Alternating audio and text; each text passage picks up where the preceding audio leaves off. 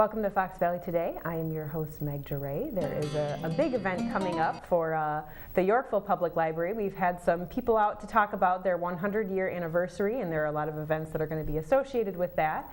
Coming up this Saturday is their author event, which we've heard a little bit about, but we get to talk about in detail today with specifically one of the local authors who is a part of the event, who we've had out to the program, so it's good to have her back as well. Elizabeth Wheeler, thanks for coming back out. And thank you for having me. And you've brought some student volunteers with you who are going to be also part of the event. So Jasmine Mitchell, and you are going to be kind of just volunteering and coordinating with the event at just helping out. Okay, all right. And Autumn Bolte, you are both students at Newark, is that right? Yes. Yep. Okay. And what year are you for both of you in school? We're both sophomores, so we're in the same class. Sophomores, okay. Well, I'm going to be excited to hear about how you guys got involved with this. But first of all, Elizabeth, I know last time that I talked to a couple of the ladies from the library were out here, and I mentioned, oh, I know a local author, and they said, oh, that's who's helping us out. So I'm like, oh, perfect, of course you are.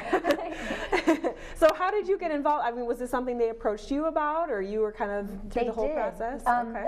I received an email early on from Shelley asking about, we're considering having an authors fair, but we don't know a lot about that process. And I said, well, Oswego's having their authors fair. It was like a week or two from that moment. And, and they said, well, we'll come out to the event and see how that's organized and run. And so we had a couple of meetings and brainstormed ideas. And it didn't take much. I just kind of giving them a general idea of where they can go to find the authors and some process, and then they just took off with it. Wow. So we've had a really good turnout. Looks like there's 21 authors who will be participating in the event, and they're all local authors from the Chicagoland area. Awesome. Yeah.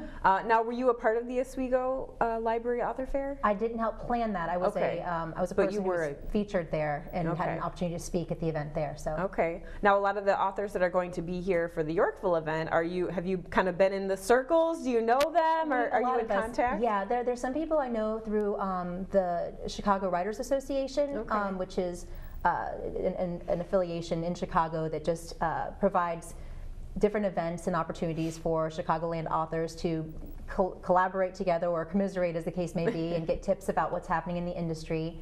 And then there's a lot of events they sponsor in Chicago. I don't always get a chance to go to those, but I do know a lot of those authors will be attending this event. And then there's other people like Amy Logan. She's a children's author who I'll be presenting with for our panel discussion, and she's very familiar to a lot of the local schools, the elementary schools, because she wrote a book called A Girl with a Cape.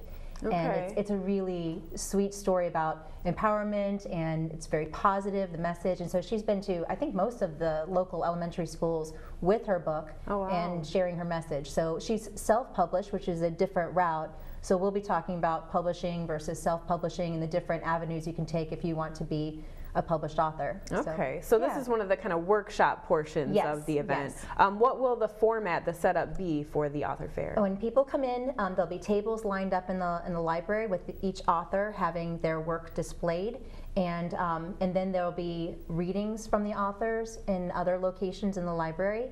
So there'll be short readings that you can hear authors read their works, mostly children and young adult authors. Okay. And then there are also panels where you can go and listen to different conversations about different topics related to the publishing industry or the writing process. So they're really geared toward everybody who's ready to get published, like they're just ready to put their work out there, even to people who are wanting to take their writing to the next level, like, I like to write, but what's the process? How do I go to that next step? And just a nice, I think there's 4 different sessions that are available for people to sit in. All the events are free. So it should be fun. Yeah, awesome. The time frame for the event, 10 a.m. is the start. Okay. And then till 2 o'clock. Till 2. And the schedule, I think they have kind of the schedule on the website, the Facebook, but the readings are sort of happening earlier on, maybe? They are. I think those begin at 11 o'clock in the morning, and then the panels are spread out a little bit more. So I think they're like half-hour sessions. I might be wrong. I hate to say incorrectly, but check out the website and the information. You'll find the way it's all going to be organized. So. And you will be reading also? I will be reading. I'll be doing a short excerpt. I can't decide what I'm going to read from yet. So I've been thinking like either the book that came out in December or the one that's coming out in July. So we'll figure it out. Could be a preview for the new one? I don't know, maybe. I don't know. Okay. I don't know. That would be interesting. I have to figure out which one, what to do. So we'll see. We'll see what. Do you know your time for speaking or reading? No, I don't. I should know that. That's kind of important. All right. They'll tell me. They'll be like, it's time to Okay, go. you'll just show up and go where you I'll need be to like, be Jasmine, at that time. help me. So that's what the volunteers are here for. They're to keep you in line, I guess. Exactly. Oh, and regularly that happens. So yeah. All right. So what will you guys? Do you know what you're what's going to be expected of you that day when you get to the author fair? I think we'll mainly be helping the authors like set up in the beginning. I think we're supposed to get there a little early. And then kind of just wander around if they need anything, like to leave their stand, we can watch for them, maybe help them carry something somewhere, like at the end, I think, right? Yeah. Load things back up, so yeah. Okay. Now, Autumn, are you a student of Miss Wheeler? Is that what you go by? Yeah, I have one class of her this year, dramatic lit. Me and Jasmine both have it with her, and it's a really fun class. Okay, Yeah. so how did you guys get this involved? Did she just ask you? Did she announce this? How did you get interested in the event? Mrs. Wheeler asked us to do this. Okay. Yeah, which we were more than happy to Yeah. do. This is going to be awesome. So you guys are kind of interested in this anyway, so this is like an added Yes, bonus. definitely. All right. Yeah. Now, I know you've talked a little bit, Elizabeth, about what you're going to be speaking on, the panel, but if you wouldn't mind giving us just a little preview, not to give your whole talk away, but just what you guys are going to be looking at in the publishing process. Well, it's a really exciting time to be a writer because there are so many different avenues you can take to get published. And so it really is a matter of weighing out what the options are for you personally. So Amy and I were on a panel together for Valise last year on the same topic. So it's a chance to bring that discussion to a different audience. Okay. So if you were, for her, I think it was the perfect fit. She's done such an amazing job of finding a story that resonates with young people, and then she and her husband both, run this business together, and they, usually the big push for self-publishing is you have so much creative control, and then also you maintain your own profits, so you don't have to get a cut from your profit margin from a publisher. You get to keep it all, but you also have to market everything yourself. Right. You're in charge of all of the upfront expenses. It's time-consuming, but it's nice to have that aspect of, control over your own material. I've heard nightmares from published authors where they didn't have that type of control, but that has not been my experience at all. So if you're somebody who doesn't have the interest in the upfront fees, and because I don't have to pay anything out of pocket ever. Everything I do is I just get an advance for the copies. When I have a book, and they'll give me an advance, and then royalties from book sales. So I'm not in charge of marketing. I'm not in charge of having to do anything other than produce my material and then do things like this, where I'm excited, or make connections with people who care about the same stuff that I care about. Sure. So those things are, they're enjoyable. They're part of the writing process, but I don't have to get as involved in the business end of it. So the second book was reviewed by USA Today, for instance. That's a national magazine, that's a national newspaper. So I didn't have to worry about making those arrangements to try to get somebody to read my material. That's all handled by my publicity and the marketing at my publisher. So I don't have any of the control of those types of things, but there's a lot of trust that's built in that relationship. Right. So if you have the time to self-publish and you have a really strong background in promotion, it can be a really viable option. But for me, I don't have that time. Right. Yeah. I'm a mom and a full-time teacher, and directing shows with the school, and all the different things we're involved in. It would be very difficult for me to manage all of that on my own. So I'm glad, but these different routes and the different ways of going about it, and understanding what your skill set is and what the best place is, it's a critical component for people who are ready to take their book into that next place. Right.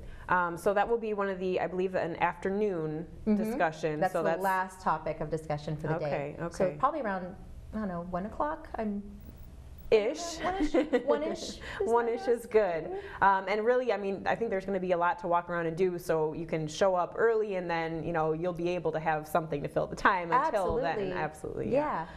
So you've talked a little bit about one of the authors. I'm not going to ask for an exhaustive list of all of these 21 authors. Are you aware, though, of any of the other ones that you could kind of throw out what their work is like? I've looked at the websites. Some of them I'm familiar with, and I've met at other events, but we have a ghostwriter who's going to be on hand and talking about her work. She's hired by people to tell their stories, and so that's an interesting twist. Yeah. There's a couple of people who are romance writers. I saw another young adult writer.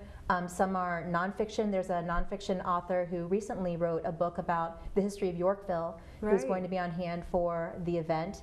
So really a little bit of something for everyone, depending on what your taste happens to be. I know that was a goal of the Yorkville Public Library, was to have a variety of things for people to see and enjoy, so that it wasn't too heavy in one area. Right. So there should be something for everyone. And definitely this isn't only geared towards people who are writers and looking to get published. I mean, if you're a reader, if you're, you know, just enjoy meeting people and, you know, that sort of thing, or celebrating with a library, you know, open to everybody, obviously, for that. But they do have those specific routes. Now, there will be kind of tables set up for the different authors, and you can check out their work and talk to them. Around and ask questions about their process. You can, you know, you don't feel obligated to buy anything. I mean, they have it there if it's available, but I think it's a really interesting opportunity to have discussions with people about what the trends are, or if you're a reader and you enjoy, you know, to finding out more about the process or just story in general. If you're somebody who enjoys just journaling, there's a kindred spirit with people who like to write, and that's one of the reasons that Jasmine and Autumn are here,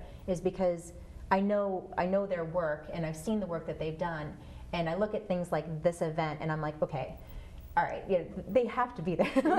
They just have to be there, because I can so easily see both of them with their own table sometime in the future, do with their own work and the things they do. So creative. So there's something about readers and writers and having that opportunity to gather together, because writing is a solitary process.